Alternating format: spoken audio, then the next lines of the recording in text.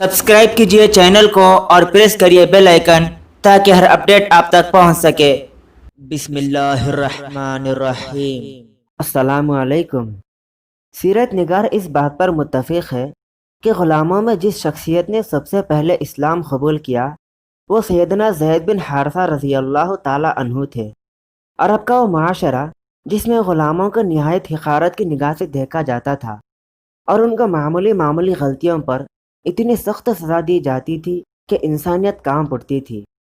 मगर अल्लाह के रसूल सल्लल्लाहु अलैहि वसल्लम के आला अखलाक को देखिए कि आपके उसने मामले ने ग़ुलामों को ज़माने भर का इमाम बना दिया। अरब का एक मशहूर कबीला बनो कल्ब है। यह कबीला अपनी शुजाअत और बहादुरी में बड़ा माना हुआ था। ये लोग सऊदी अरब के शुमाल में दुमतुल जंदल के इलाके में रहते थे। हारसा बिन शराहिल की बीवी अपने 8 साला बेटे जैद के साथ मैके गई हुई थी। उनकी बस्ती पर बनो खैस बिन जसरा के लोगों ने रात के वक्त हमला कर दिया। बहुत सारे लोगों को गिरफ्तार किया, बस्ती का सामान लूटा, औरतों और बच्चों को लौंडिया और गुलाम बनाया और भाग गए। जिन बच्चों को गुलाम बनाया गया उनमें 8 साला जैद बिन हारसा भी शामिल थे। जैद बड़े सलीमुल फितरत यानी खुदरत की तरफ से दी हुई अच्छे बुराई की पहचान के मालिक थे। गोरे चट्टे नहायत खूबसूरत और मोहद्दीब बच्चे थे। ताइफ के आसपास में हर साल उकास का मेला लगता था जिसकी शहरियत बड़ी दूर दूर तक थी। लोग दूर दराज से मेले में शिरकत के लिए आते थे। ज़माने जाहिलियत में यहाँ एक बाज़ार ग़ुलामों की खरीद फरोख्त का होता था जिसमें ग़ुलामों को भेड़ बकरियों की तरह फ़रोख्त किया जाता था। उकास के मेले में जिन ग़ुलामों को फ़रोख्त के लिए पेश किया गया उनमें ज़ैद बिन हारसा भी शामिल थे। मक्के मुकर्रमा से दीगर ख़रीदारों के अलावा सैयदा खदीजतुल कुबरा रज़ी अल्लाह ताला अन्हा के भतीजे हकीम बिन हज़ाम भी थे। उन्होंने ज़ैद को देखा तो ये नौजवान पसंद आ गया। ज़ैद को ख़रीदा और उसे मक्के मुकर्रमा ले आए। हकीम बिन हज़ाम बड़े ही नेक तबीयत के मालिक थे। अपनी फूफी सैयदा खदीजतुल कुबरा रज़ी अल्लाह ताला अन्हा से निहायत मोहब्बत करते थे। एक दिन मक्के मुकर्रमा में अपनी फूफी से मिले तो उनकी खिदमत में ज़ैद रज़ी अल्लाह ताला अन्हु को पेश किया कि यह आपकी खिदमत करेगा। अब ज़ैद सैयदा के घर का ग़ुलाम बनकर रहने लगे। वक्त गुजरते देर नहीं लगती। अल्लाह के रसूल सल्लल्लाहु अलैहि वसल्लम ने जब सैयदा खदीजा रज़ी अल्लाह ताला अन्हा से शादी की तो सैयदा ने ज़ैद को आपकी खिदमत के लिए मामूर कर दिया और कहा कि ये ज़ैद अब आपका ग़ुलाम है। ज़ैद की खुशकिस्मती कि उसे अल्लाह के रसूल सल्लल्लाहु अलैहि वसल्लम की ग़ुलामी हासिल हो गई। ये ग़ुलामी क्या थी, बस दोनों जहाँ की सआदत और खुशबख्ती थी। ज़ैद अब अल्लाह के रसूल सल्लल्लाहु अलैहि वसल्लम की खिदमत करने लगे। उन्हें अल्लाह के रसूल सल्लल्लाहु अलैहि वसल्लम के करीब होने का मौका मिला तो वह आपके अखलाक और किरदार से निहायत मुतासिर हुए। इधर हारसा बिन शराहिल कल्बी अपने बेटे की वजह से सख्त परेशान था। उसकी वालिदा अपने बेटे को याद करके हर वक्त रोती रहती थी। ज़ैद को तलाश करने की पूरी कोशिश की जा रही थी। हारसा ने चारों तरफ ऐलान करवा रखा था कि कोई शख्स उसे उसके बेटे के बारे में इत्तला देगा तो वो उसे मुंह मांगी कीमत देकर छुड़वा लाएगा। उसके जानने वाले कुंबा कबीले के लोग जहाँ भी जाते ज़ैद के बारे में मालूम करते। एक मर्तबा कुछ लोग उम्राए हज करने के लिए मक्के मुकर्रमा आए तो उन्हें ज़ैद के बारे में मालूम हुआ कि वो मक्के मुकर्रमा में मोहम्मद सल्लल्लाहु अलैहि वसल्लम के पास है।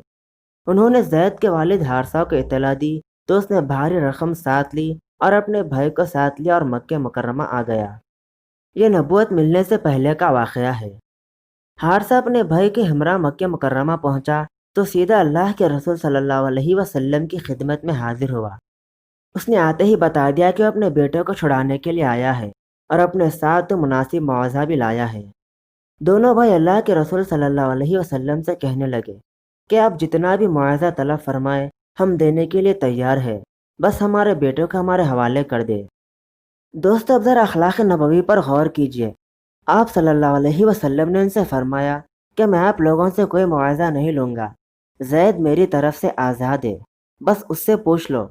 अगर वो तुम्हारे साथ जाना चाहता है तो उसे ले जाओ, मुझे कोई एतराज़ नहीं। मैं आज़ादी का इख्तियार तुम्हारे बेटे को देता हूँ और अगर नहीं जाना चाहता तो उसे छोड़ दो। सैयदना ज़ैद का वालिद और चाचा कहने लगे कि इससे ज़्यादा इंसाफ की बात और क्या हो सकती है। वो अल्लाह के रसूल सल्लल्लाहु अलैहि वसल्लम का शुक्रिया अदा करते हुए अपने बेटे ज़ैद के पास आए। ज़ैद से कहा زید، چلو تمہیں آزادی کا پروانہ مل چکا ہے، ہم تمہیں لینے آئے ہیں۔ ادھر زید کا عالم نرالا تھا۔ انہوں نے اللہ کے رسول صلی اللہ علیہ وسلم کی قربت سے جو لذت حاصل کی تھی، آپ کے اعلیٰ اخلاق و محبت اور شفقت و رحمت سے فیضیاب ہوئے تھے، اس کی بنا پر کہنے لگے، میں آپ کے ساتھ نہیں جاؤں گا، میں یہی محمد صلی اللہ علیہ وسلم کے خدموہی میں زندگی گزارنا چاہتا ہوں۔ ان کی غلامی پر ہزاروں آزادیاں قربان ہیں۔ زید کا جواب اس کے والد اور چاچا کے لیے قطعاً ناقابل یقین تھا۔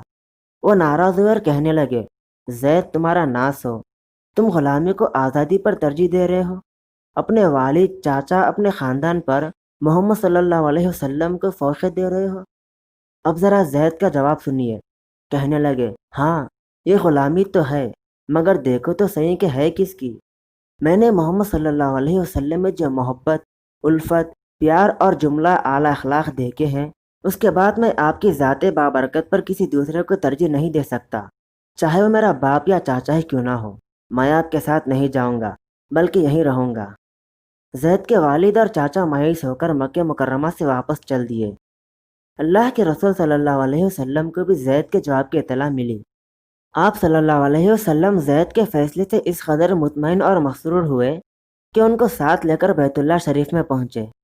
وہ زید کو ایک اعزاز اور تحفہ دے رہے تھے۔ بیت اللہ میں قریش کے اکابر بیٹھے تھے۔ آپ صلی اللہ علیہ وسلم لوگوں سے مخاطب ہوئے۔ زید کا ہاتھ آپ کے مبارک ہاتھوں میں تھا۔ آپ صلی اللہ علیہ وسلم نے ارشاد فرمایا، آج سے زید میرا غلام نہیں، میرا بیٹا ہے۔ مکہ مکرمہ والے زید کو رشک اور حیرت سے دیکھ رہے تھے کہ وہ صادق اور امین کا بیٹا بن گیا ہے۔ دوستوں، لوگوں نے زید کو اب زید بن محمد کے نام سے پکارنا شروع کر دیا۔ پھر جب تک اللہ تعالیٰ نے اس سے منع نہیں کر دیا، تب تک یہی نام چلتا رہا۔ حدیث میں آتا ہے کہ حضرت عبداللہ بن عمر رضی اللہ عنہما نے بیان کیا کہ رسول اللہ صلی اللہ علیہ وسلم کے آزاد کیے ہوئے غلام زید بن حارثہ کو ہم ہمیشہ زید بن محمد کہہ کر پکارا کرتے تھے، یہاں تک کہ قرآن کریم میں آیت نازل ہوئی کہ ادعوہم لآبائہم ہوا اقسط عند اللہ، کہ انہیں ان کے باپوں کی طرف منسوب کرو کہ یہی اللہ کے نزدیک سچی اور ٹھیک بات ہے۔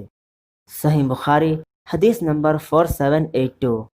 ارشاد باری تعالیٰ ہے، لے پالکوں کو ان کے حقیقی باپوں کی طرف نسبت کر کے بلاؤ، اللہ کے نزدیک پورا انصاف یہی ہے۔